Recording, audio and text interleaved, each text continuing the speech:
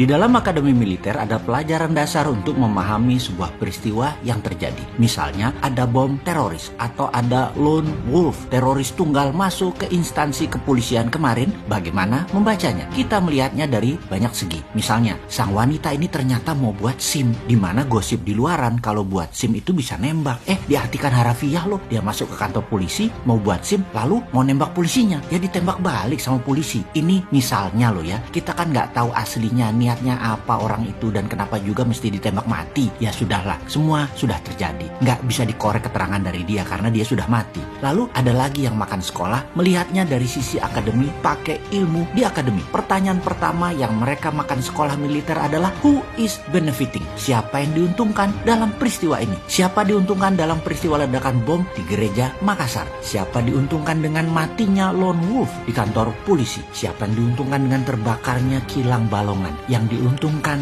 dia yang bermain. Lalu ada pertanyaan mendetil, apakah ini terkoneksi semuanya? Karena banyak yang heran, kilang Balongan itu kilang secure, super aman. Kok bisa meleduk? Mau bukti kalau kilang Balongan itu aman? Anda sahabat, saya kasih korek 5 biji deh. Lalu silakan bakar itu instalasi Balongan. Mau listriknya dikosletin, mau keran minyaknya dibuka lalu dibakar, silakan deh. Besi, valve, pipa, tangki, semuanya itu terbuat dari benda keras, dari besi, galvanis pipe, dan gak ada yang mudah terbakar kecuali isinya, yaitu minyaknya. Kalau minyaknya nggak keluar, nggak netes, nggak akan bisa terbakar. Sudah itu Anda nggak kenal dunia instalasi. 6 jam di Balongan, asli Anda pasti kayak orang bingung. Mau bakar dari mana ya? Listrik dikosletin, kabel positif negatif diketemuin, koslet. Ya paling si keringnya mati. Habis itu selama nggak ada kayu, nggak ada plastik, nggak ada yang mudah kebakar deket pipa, ya nggak akan besinya terbakar. Atau gergaji deh tuh pipa, atau bolongin dah tuh pipa misalnya. Tapi kerjaan lama bener, emang nggak ada kamera CCTV apa? Nggak ada security apa? Dari sisi informasi publik, masa sudah berhari-hari belum ada kabar atau juga bukti foto, gambaran yang dipublikasi oleh Pertamina atau oleh bagian keamanan negara deh, biar rakyat tahu ini terbakar, dibakar, meleduk sendiri atau sabotase. Oke, kita sekarang kurang data. Karena itu kita coba analisa kejadian Balongan. Bagaimana kalau kita melihatnya dari skenario terakhir, yaitu sabotase. Sekali lagi,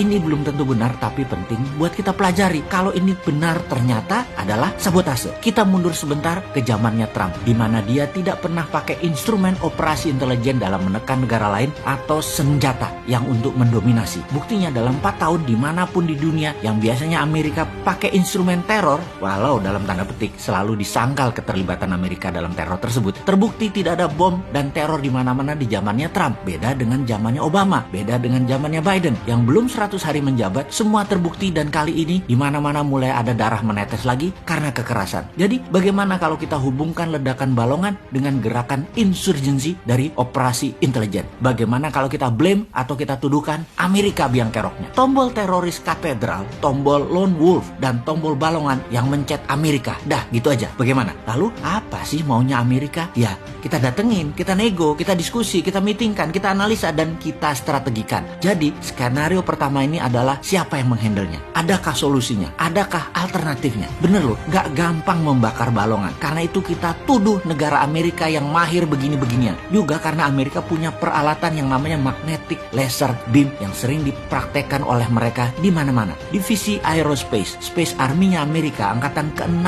perangnya Amerika punya alat ini dan bisa dari laut ke darat, bisa dari satelit. Tapi baiklah, ini hanya asumsi. Kita hanya rakyat biasa, nggak ngerti bernegara ala sekarang. Ya sudah, kita biarkan pejabat yang menyelesaikan. Apa sih sebenarnya yang terjadi? Kita rakyat menunggu kemahiran bernegara, hubungan internasionalnya pejabat sekarang. Yang jelas bernegara ekonominya terbukti dalam 7 tahun ini nggak keren kelolaannya dibandingkan dengan negara India, Filipina, Vietnam. Itu sudah nggak usah didiskusikan deh, nggak terlalu canggih yang sekarang ini. Tinggal sekarang bagaimana hubungan internasionalnya. Kita tunggu, mahir nggak, hilang nggak itu terorisme dan ancaman keamanan lainnya dari asing. Atau kita melanjutkan dengan skenario kedua, adalah murni kecelakaan. Nah ini seru kalau benar kecelakaan. Kalau ini di Jepang, pejabatnya sudah ambil katana, harakiri atau bunuh diri dan mengundurkan diri lah paling tidak. Namun budaya malu dan budaya jantan nggak ada di Indonesia, dan itu tidak akan pernah ada selama old mind berkuasa. Jadi wahai pejabat, kapan Balongan dijelaskan kepada khalayak? Kami menunggu loh ya. Kalau lone wolf dan bom Makassar, sudahlah banyak variannya, malas kita mendiskusikan.